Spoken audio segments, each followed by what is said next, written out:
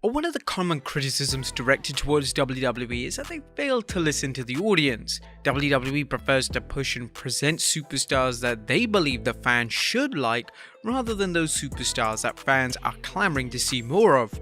While this is true to an extent, over the years there have been a number of occasions where WWE have acted on behalf of the fans and given them exactly what they wanted. But which times were they? Well, join us now as WrestleMania looks at 10 times WWE actually gave the fans exactly what they wanted. Be sure to subscribe and hit that notification bell for daily wrestling videos, and follow us on Facebook for exclusive lists.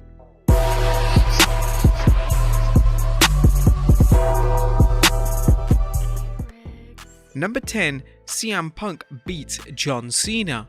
The summer of 2011 in WWE predominantly revolved around CM Punk. They ran a storyline which blurred the lines between fiction and reality, as Punk was set to leave the WWE, but they were doing everything in their power to get him to stay.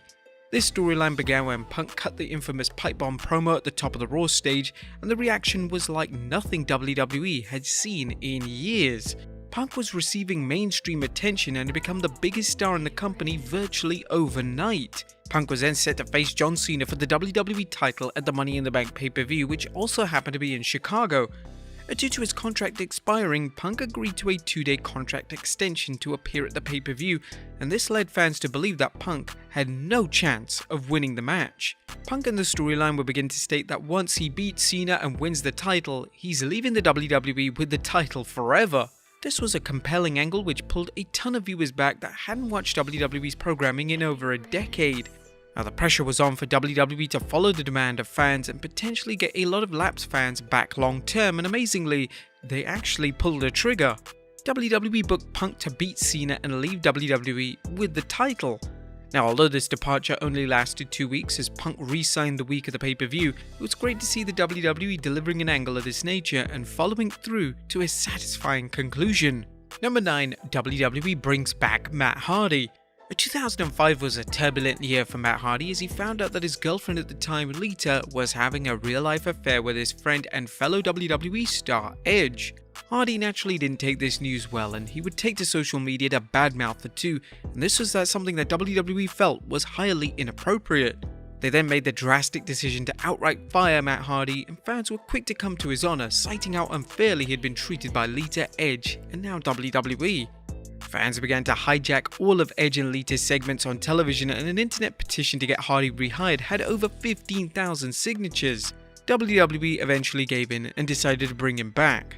Now, their idea was to bring back Hardy to work with Edge and Lita in a storyline which would use the real-life affair as a catalyst. Although it could be argued that WWE used Hardy rather poorly once he returned, it was still encouraging to see that they realized the error of their ways with the premature firing of the former tag team champion. Number 8. The Women's Revolution.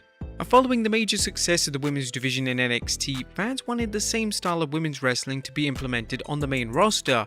Fans were sick of the 2-minute matches on television, and so was born the #GiveDivas a Chance movement. This social media movement took off and received major attention from key people in WWE such as Vince and Stephanie McMahon. Now, it took some time for WWE to implement these changes, but by the summer of 2015, 3 out of the 4 members of the 4 Horsewomen were on the main roster. This completely altered how women were perceived on the roster. They began to have extended matches and actual compelling storylines. In 2016, WWE would ditch the phrase Divas and scrap the Divas title in favor of the brand new women's title. The movement would quickly turn into the Women's Revolution, and it would see women main event pay-per-views have their own exclusive pay-per-view known as Evolution, have a women's tag title, and even main event WrestleMania. Number 7. John Cena and Batista rise to the top. By the time 2005 came around, WWE had lost the likes of Brock Lesnar, Stone Cold Steve Austin, and The Rock. They needed to make new stars, and they needed to do this rather quickly. On SmackDown, WWE decided to basically let the fans decide who was going to be the new face of the show, and they chose John Cena. Cena had been receiving a great reaction over the past 2 years, and it was clear that he was someone that they could build a company around. Over on the Raw side, WWE initially picked Randy Orton, but it was clear that the fans wanted to see Batista in the spotlight. Therefore, at WrestleMania 21, Cena and Batista won the WWE and World titles respectively, and the two became the faces of the company for the foreseeable future. Number 6. Eddie Guerrero wins the big one. Throughout the Ruthless Aggression era, Eddie Guerrero's popularity skyrocketed.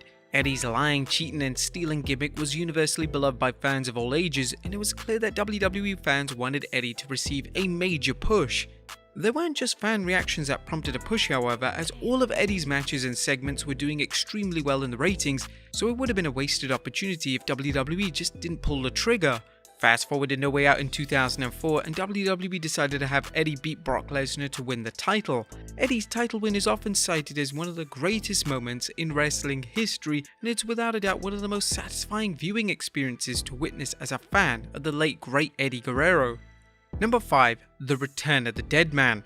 When The Undertaker was buried alive by Kane and Vince McMahon at the 2003 Survivor Series pay-per-view, fans hoped that a different version of The Undertaker would return when he rose from the dead. Taker had been the American badass character for a number of years, and it unfortunately had gotten stale, so there was a lot of demand from fans to see a change of his character. Fans wanted to see the classic Dead Man return, but ideally with the moveset and athletic presence that the American badass character possessed. WWE didn't just listen to this demand, they went one step further. When Taker returned at WrestleMania 20 to take on Kane, he brought back the classic character and would even be joined by his iconic manager Paul Bearer. It was just a perfect presentation. Number 4. Pulling the trigger on Daniel Bryan. Daniel Bryan's babyface character truly resonated with WWE fans. Bryan was the lovable underdog who could out-wrestle everyone on the roster, but WWE didn't seem to view Bryan as a main eventer. WWE wanted Bryan to face Sheamus at WrestleMania 30, whilst the world title would be decided in a match between Randy Orton and Royal Rumble winner Batista. Now, speaking of the Royal Rumble, when the WWE failed to make Bryan an entrant in that year's match, fans hijacked the match and even booed popular stars such as Rey Mysterio. When CM Punk walked out of the WWE following the pay-per-view, WWE needed to move around the WrestleMania card. This is when they finally gave in to fan pressure. Bryan would wrestle Triple H in the opening match at WrestleMania 30 and would then move on to the main event to wrestle Randy Orton and Batista, winning the world title in the process. Number 3. Making Stone Cold Steve Austin the guy. A WrestleMania 13 featured a match between Bret Hart and Stone Cold. The match is so widely regarded as one of the greatest matches in WrestleMania history, but it also represents the changing of the guard in WWE. The match featured a rare double turn as the crowd began to turn on babyface Bret in favor of the villainous Austin. In the months that followed, Austin's popularity gradually increased, as his no-nonsense, take-no-prisoner approach to WWE was unique and fans absolutely loved what they were seeing. Fans wanted as much Austin as they could get, and they wanted him to be the number one guy in the company. When it was revealed that Shawn Michaels would be retiring after WrestleMania 14, they needed a new top star to lead the charge against WCW, and this person would be Austin. Austin would capture the title at WrestleMania 14 and the Attitude Era would be born. Austin would then captain an era which resulted in groundbreaking ratings and attendance records for WWE, and Austin in turn became one of the biggest stars to ever step foot in a WWE ring. Number 2. WrestleMania 35. In terms of giving fans exactly what they wanted, there's no better example than when WWE presented WrestleMania 35. The show kicked off with Seth Rollins capturing the Universal title from Brock Lesnar. WWE fans wanted a babyface world title run from Rollins, and at long last, they were getting it. The WWE title would also change hands as Kofi Kingston finally won the big one. Kofi Mania was one of the strongest WWE stories in recent memory, and it would defeat Daniel Bryan in the best match of the entire show. In the main event, Becky Lynch defeated Ronda Rousey and Charlotte Flair to win both the Raw and SmackDown women's titles. These were 3 babyfaces that fans wanted to see pushed to the highest level, and the talents in question were receiving his nod of approval on the grandest stage of them all. And number 1, turning Roman Reigns heel. WWE fans outright rejected WWE's mission to make Roman Reigns the number 1 guy in the company. The audiences didn't necessarily hate Reigns, it was just that his presentation just didn't feel authentic enough, and most of his character work fell completely flat. When Reigns took time away due to the COVID-19 pandemic, it was expected that he would return with the same lackluster babyface character, but amazingly, he didn't. Reigns returned at the 2020 SummerSlam pay-per-view as a heel. Fans had been campaigning for Reigns' heel turn for years, and it finally happened. Reigns would be paired with Paul Heyman, and Reigns would embark on a historic Universal title reign. The heel run has received a universal praise by fans and WWE legends, and it's without a doubt the best work of Reigns' entire career. But there you have it folks, 10 times WWE actually gave fans exactly what they wanted. Be sure to leave your comments down below. I'll see you next time with some more wrestling content.